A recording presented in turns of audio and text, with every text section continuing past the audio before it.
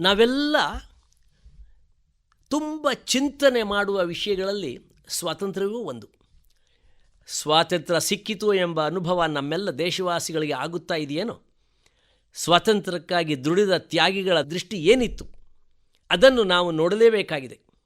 ಕವಿ ರವೀಂದ್ರನಾಥ ಟ್ಯಾಗೋರರ ಗೀತಾಂಜಲಿಯ ಈ ಪದ್ಯವು ನಮ್ಮ ಸ್ವಾತಂತ್ರ್ಯದ ದೃಷ್ಟಿ ತತ್ವವನ್ನು ತಿಳಿಸುತ್ತದೆ. ಗೀತಾಂಜಲಿ ಅದರಲ್ಲಿ ಬರ್ತಕ್ಕಂಥ ಲೆಟ್ ಮೈ ಕಂಟ್ರಿ ಅವೇಕ್ ಎಂಬ ಈ ಪದ್ಯವನ್ನು ಕೇಳಿ. Where the mind is without fear and the head is held high, where knowledge is free, where the world has not been broken up into fragments by narrow domestic walls, where words come out from the depth of truth, where tireless striving stretches its arms towards perfection, where the clear stream of reason has not lost its way into the dreary desert sand of dead habit, where the mind is led forward by thee into the ever-widening thought and action, into that heaven of freedom. My father, let my country awake. Let my country awake. ಈ English ಪದ್ಯದ ಕನ್ನಡ ಭಾವಾನುವಾದವನ್ನು ಛಂದೋಬದ್ಧವಾಗಿ ಪದ್ಯವಾಗಿಸಿ ಇತ್ತವರು ನಮ್ಮೂರಿನವರೇ ಆದ Shri N ಕಾಮತ್ರು.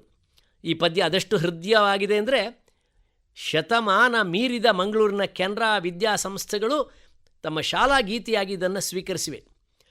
ಎಲ್ಲಿ ಮನ ಕಳುಕಿರದೋ, ಎಲ್ಲಿ ತಲೆ ಬಾಗಿರದೋ, ಎಲ್ಲಿ ತಿಳಿವಿಗೆ ತೊಡಗು ತೋರದಿಹುದಲ್ಲಿ, ಎಲ್ಲಿ ಮನೆಯೊಗ್ಗಟ್ಟು ಸಂಸಾರ ನೆಲೆಗಟ್ಟು, ಧೂಳೊಡೆಯದಿಹುದೋ ತಾನಾ ನಾಡಿನಲ್ಲಿ, ಎಲ್ಲಿ ಸತ್ಯದ ಗಾಧ ನೆಲೆಯಿಂದ ಸವಿಮಾತು, ಸಲ್ಲಲಿತ ನಡೆಯಿಂದ ಮುಂಬರಿಯುವುದಲ್ಲಿ,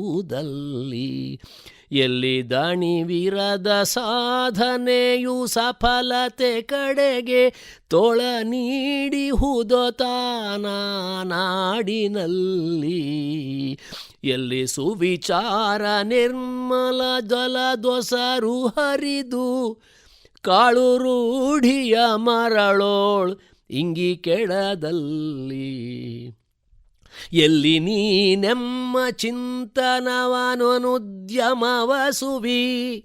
ಸುವಿಶಾಲತೆಯ ಪೂರ್ಣತೆಗೆ ಮುನ್ನಡೆಸುವಲ್ಲಿ, ಅಲ್ಲಿಯ ಬಂಧನರಹಿತ ಸ್ವರ್ಗದ ಸುಖದಲ್ಲಿ, ಪಾಲಿಸೈ ಪಿತನಮ್ಮ ನಾಡೆಚ್ಚರಿರಲಿ, ಪಾಲಿಸೈ ಪಿತನಮ್ಮ ನಾಡೆಚ್ಚರಿರಲಿ.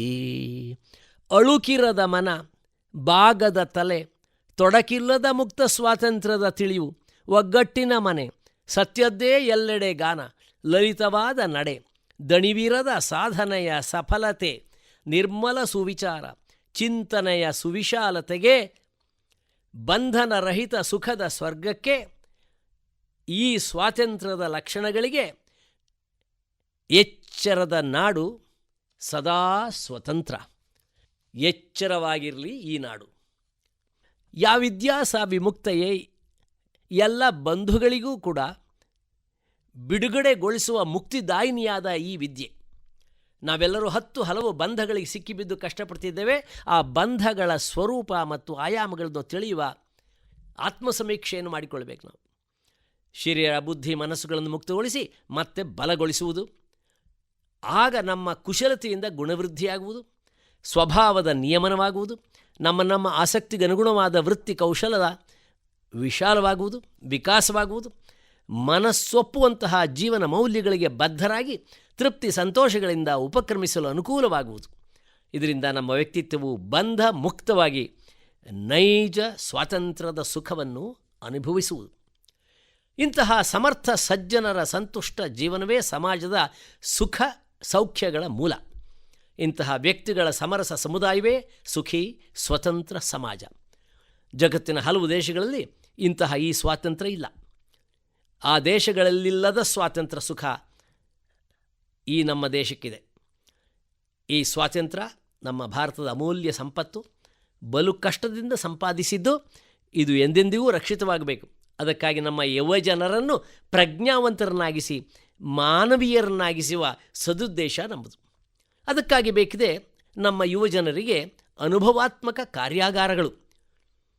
ಆರಿಸಿದ 10 ವಿಷಯಗಳಲ್ಲಿ ಈಗ ನಮ್ಮ ಈ ಭಾಗವಹಿಸುವಂಥವರು ಮೊದಲು ಆತ್ಮಾವಲೋಕನ ಸಮೀಕ್ಷೆ ಮಾಡಿಕೊಳ್ತಾರೆ, ತಮ್ಮ ಶಕ್ತಿ ದೌರ್ಬಲ್ಯಗಳನ್ನು ಗುರುತಿಸ್ಕೊಳ್ತಾರೆ. ಅನಂತರ ಆಯಾ ವಿಷಯಗಳಲ್ಲಿನ ಅರ್ಥಪೂರ್ಣ ವಿಕಾಸಕ್ಕಾಗಿ ಆ ಮೂಲಕ ಪಡೆಯಬೇಕಾದ ನೈಜ ಸ್ವಾತಂತ್ರ್ಯಕ್ಕಾಗಿ ವಿವಿಧ ಪ್ರಯೋಗಾಭ್ಯಾಸಗಳಲ್ಲಿ ತೊಡಗುತ್ತಾರೆ. ಒಂದು ಕಾಲೇಜಿನ ಅಥವಾ ಆಸಕ್ತ ವಿದ್ಯಾರ್ಥಿಗಳಿಗೆ ಅಥವಾ ಒಂದು ನಿಗದಿತ ಪ್ರದೇಶದ ಯುವಜನ ಸಮುದಾಯಕ್ಕೆ ಈ ತರಹದ ಕಾರ್ಯಾಗಾರಗಳು ತುಂಬ ಉಪಯುಕ್ತ, ವಿಚಾರಪ್ರದವೂ ಆಗಲಿದ್ದು ಸ್ವಾತಂತ್ರ್ಯೋತ್ಸವದ ಈ ಅಮೃತ ಗಳಿಗೆಯ ಸಂದರ್ಭದ ಅರ್ಥಪೂರ್ಣ ಆಚರಣೆ ಆಗಲಿದೆ. ಹೆಚ್ಚು ಹೆಚ್ಚು ಕಾಲೇಜುಗಳು, ಹೆಚ್ಚು ಹೆಚ್ಚು ಯುವಜನ ಸಂಘ ಸಂಸ್ಥೆಗಳು ಈ ಸ್ವಾತಂತ್ರ್ಯದ ಕಾರ್ಯಾಗಾರಗಳನ್ನು ನಡೆಸಬೇಕೆಂದು ಆಶಿಸುತ್ತೇವೆ. ಈ ಭಾಷಣವನ್ನು ಕೇಳುತ್ತಿರುವ ಶ್ರೋತೃಗಳ ಅವಗಾಹನೆಗಾಗಿ ತಾವು ಕುಳಿತಲ್ಲಿಯೇ ಮಾಡಿಕೊಳ್ಳಬಹುದಾದ ಆತ್ಮಾವಲೋಕನಕ್ಕಾಗಿ ಒಂದು 10 ಅಂಶಗಳ ಪರಿಚಯ ಮಾಡಿಕೊಳ್ತೇನೆ. ಸ್ವತಂತ್ರ ಪ್ರಜೆಗಳಾದ ನಮ್ಮ ಸ್ವಾತಂತ್ರ್ಯದ ಸಮಗ್ರ ಸಮೀಕ್ಷೆ ಈಗ ಆಗಲಿ.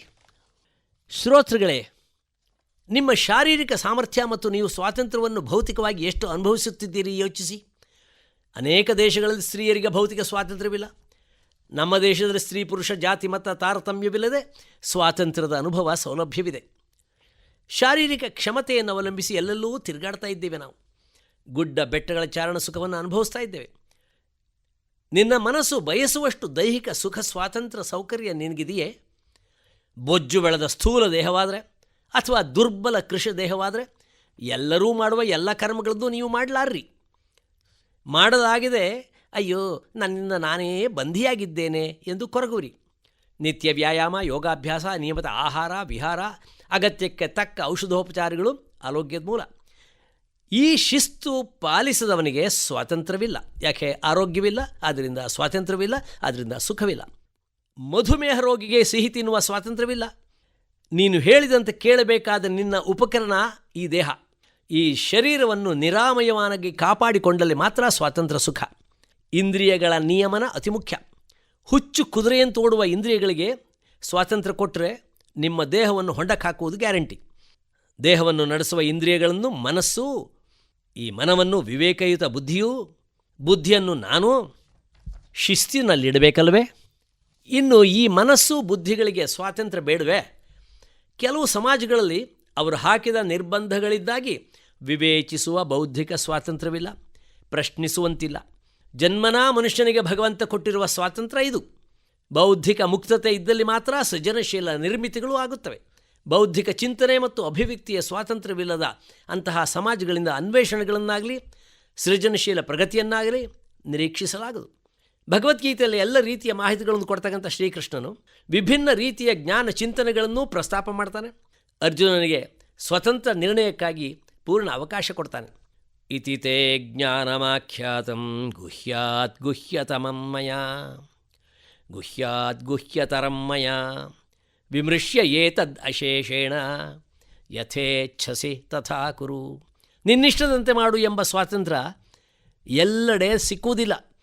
ನೀನು ನಾ ಹೇಳಿದಂತೆಯೇ ಮಾಡಬೇಕು, ನಿನಗೆ ಬುದ್ಧಿ ಇಲ್ಲ, ನನ್ನ ಆಜ್ಞೆಯನ್ನು ಪಾಲಿಸು ಎಂಬ ಈ ಆದೇಶ ಸ್ವಾತಂತ್ರ್ಯಕ್ಕೆ ವಿರುದ್ಧವಾದ್ದು.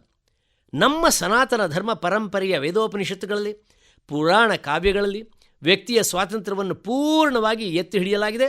ಸ್ವತಂತ್ರವಾದ ಬುದ್ಧಿಯು ಸಮರ್ಥವಾಗಿರ್ತದೆ.